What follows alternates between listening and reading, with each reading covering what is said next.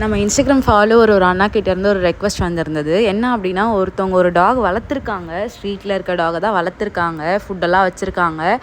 அப்புறம் அவனை வீடு ஷிஃப்ட் பண்ணும்போது அங்கேயே விட்டுட்டு போயிட்டுருக்காங்க. அதுக்கப்புறம் என்ன பண்ணியிருக்காங்க, ஃபஸ்ட் ஃப்ளோரில் இருந்தவங்க என்ன பண்ணியிருக்காங்கன்னா, அதே டாகுக்கு அதே வீட்டுக்குள்ளே வச்சு ஃபுட்டெல்லாம் போட்டு லீஷ்லாம் போட்டு வச்சுட்டு இருந்திருக்காங்க. அதுக்கப்புறம் அவங்களும் காலி பண்ணிட்டு போயிட்டுருக்காங்க, அந்த டாகை அதே பிளேஸில் விட்டுட்டு. இப்போ என்னென்னா, இந்த வீடை சேல்ஸ் பண்ணி வேற ஒருத்தவங்க கைக்கு போயிடுச்சு. ஆனால் அந்த டாக் வந்து வெளியவே வரமாட்டேங்குது. அவ்வளோ ஒரு பயத்தில் இருக்குது. ஆளுங்க யாரை பார்த்தாலுமே ஓடிடுது. நைட் டைமில் மட்டும் ஏதோ ஒரு ஓட்ட வழியாக வந்து ஃபுட்டை எடுத்துகிட்டு அகெயின் உள்ளே போயிடுது. அண்ட் மிட் நைட்டில் பயங்கரமாக அந்த லோன்லினஸில் ஹவுல் பண்ணுறா போல். நம்ம அடாப்ஷன் தான் கொடுக்குற மாதிரி இருக்கும். இவ்வளோ யாராவது அடாப்ஷன் எடுத்துக்கிற மாதிரி இருந்திங்கன்னா, லீட் வந்திங்கன்னா ரொம்ப நல்லாயிருக்கும். ஏன்னா குழந்தை ரொம்ப சமத்தாக தான் இருக்குது, ஆனால் ரொம்ப பயந்து போயிருக்கு.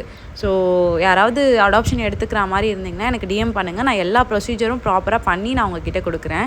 எத்தனையோ தடவை கம்ப்ளைண்ட்டும் ரைஸ் பண்ணியிருக்காங்க, தூக்கி வெளியவும் விட்டுருக்காங்க. பட் அவள் அகைன் அண்ட் அகைன் உள்ளே வந்துடுறாளாம். பிகாஸ் அவளுக்கு வெளி வழக்கமே தெரியல.